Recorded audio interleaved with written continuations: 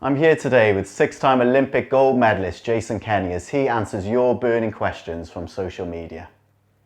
Who was your biggest inspiration growing up? Well, my first kind of memory of watching sport on TV or watching track cycling on TV particularly was watching Jason Kenny winning the gold medal in Sydney. So I guess that was kind of the nearest thing I had to my inspiration as to kind of what I want to be kind of moving forward, because I just started cycling then. So yeah, to kind of see him do that on the velodrome, which is where I was riding at the time, that was kind of my first kind of inspiration, if you like, into cycling. At what stage of your life did you start thinking about cycling as a career? Did you have other careers in mind, or how old were you? Well, I always did it. It was kind of in the background when I was in secondary school, but I still kind of went through my GCSEs kind of went okay. But then when I went to A-levels, I kind of fizzled out, to be honest, academically, and didn't really do much at all, to be honest. Ended up with 2 Ds in the end. I think by the time I was kind of 17, 18, I was kind of really getting into it and really getting quite serious. And I could drive myself, so I could kind of get to training, I could get to races and things like that. So yeah, I think about 17, 18, it started becoming quite serious, and that was kind of my first nudge at it, really. And I always thought, at the end of the day, I could always go to university a few years down the line. So at that point, I'd kind of made my mind up that I would give it a good nudge for a few years and see what happens. What's a better way to keep up with training for you? Is it indoors or outdoors, or how do you go about it? I like being outside, but obviously what we do is inside, and which is kind of handy because it rains quite a lot in our country, I suppose. So yeah, we do most of our training inside, and it's nice and controlled as well inside, so we know when we turn up exactly what we're going to get. There's not wind affected or anything like that, which is really good and really useful for us because we use a lot of numbers as well. So we get good reliable numbers inside, a nice controlled environment. So for the kind of the real nitty gritty, we do all that inside, and then outside is just kind of just to keep us ticking over, or just for a bit of a change sometimes. What's the one thing that keeps you motivated when things get a bit tough?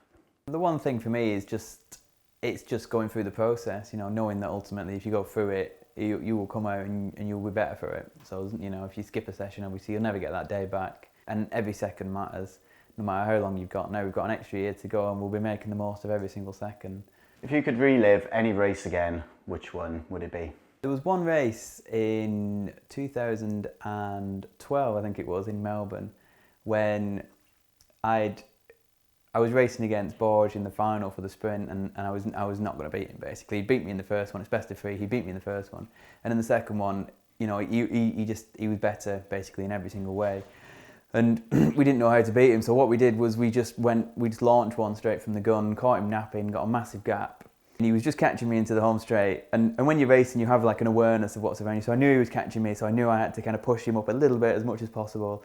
And I just went a bit too high, and I ended up getting relegated. And when you watch the video, I would have won had I have not done that. So I was a bit annoyed at myself there. I use a folding bike to go to work, but I find that with the small wheels, it's much more strenuous going uphill. Is that how it should be, or is that a bit weird? It's horses for courses, whatever you're used to. I think if you're used to a super light racing bike, then a fold-up bike is not going to feel as good, basically. But if it gets you there, it does a job. It folds up and fits on the train, fits under your desk, whatever, then it does that job very well, doesn't it? If you're really struggling, you can actually get fold-up e-bikes now, so that might be an alternative if it's really doing your head in. If you could trade your Olympic medals for anything else, what would it be, and how many would you trade?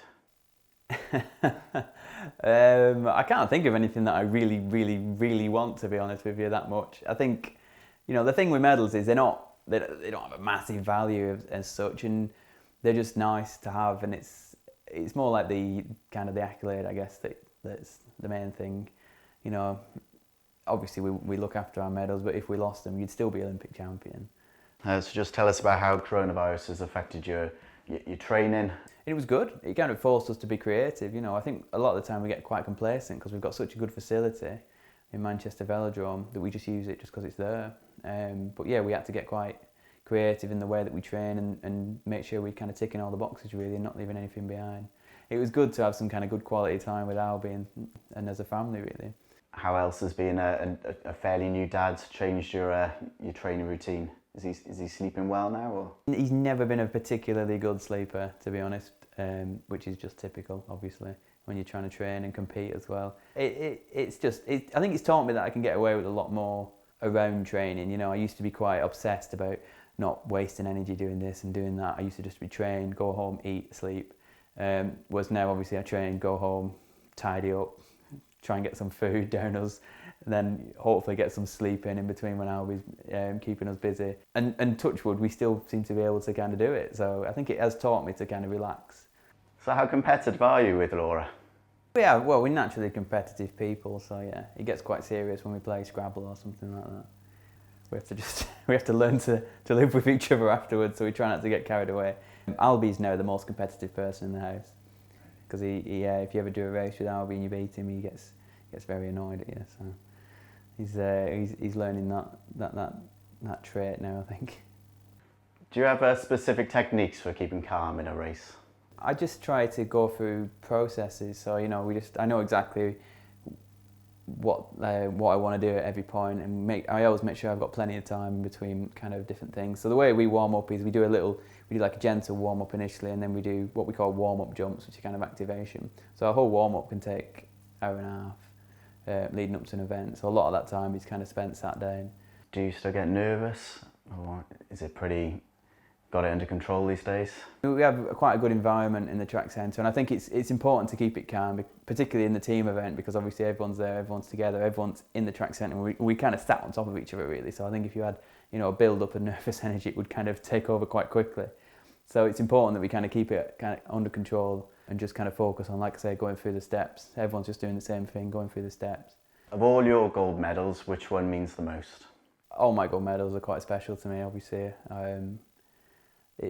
Everyone's got a memory with it, and particularly the team ones. I think they're a really good laugh to win, because you get to enjoy it with people. Winning the solo ones, obviously good, and you want to win because you're naturally competitive, and when you win, people are happy for you, but no one's as happy as you. So it's kind of quite lonely in a way. It's really strange. Whereas a team one, obviously, everyone's absolutely buzzing, and it seems to bring in all the staff as well. It just seems to kind of drag everyone in, and everyone's really happy, and so they're the best ones to win. And yeah, every team that I've raced has been really, really good. What's the best piece of advice you've ever been given? I think the best bits of advice are always like snippets that you can kind of take with you. And I remember years ago at my first ever race, and it wasn't going particularly well. We were out in Italy, and we were I guess we were probably a bit overwhelmed really. We were a bit kind of dallying about and a bit amateurish really. And someone just said to me, be decisive, just be decisive, and that's just like one word, and there's lots of things like that, and you just kind of carry them, even now you carry them all the way through your career, where you just have these like one words, like snippets that can just put you in a certain place. What are your plans after cycling? I have absolutely no plan after cycling, to be honest. I have very little plans but when I am cycling, so I don't have any other skills or degrees or anything outside of elite sport at the minute, but that doesn't necessarily mean that I have to stay in sport. I'm quite open-minded really. What's your favourite on the bike snack? Well, I can eat anything, to be honest. I think my favourite thing to do is probably stop and have a piece of carrot cake with a cup of coffee somewhere in the middle of nowhere. Would you race a penny farthing? They look quite dangerous, to be honest, because they're quite high up, aren't they? So yeah, I probably would, to be fair, off the back of that. I don't know if I can even ride a penny farthing, but assuming I can ride one, I'll have a race, yeah, why not? So obviously this year's Olympics was cancelled. Has that made you even more hungry for next year? No, the job hasn't changed, We've got another 365 days, and it's changed our personal plans a little bit, We're going to get chickens, so that's been put on hold for a year now, so before we get our own fresh eggs. So yeah, but little things like that have changed, but the plan, training-wise, hasn't changed. What's sort of the dreams for Tokyo? Well, to win as much as possible, really. It's the same for any other race. Obviously it only comes around once every 4 years, and it's quite special. The principle is exactly the same for every race that we do, and that's basically to turn up in the best possible condition, and hopefully that'll be enough to win.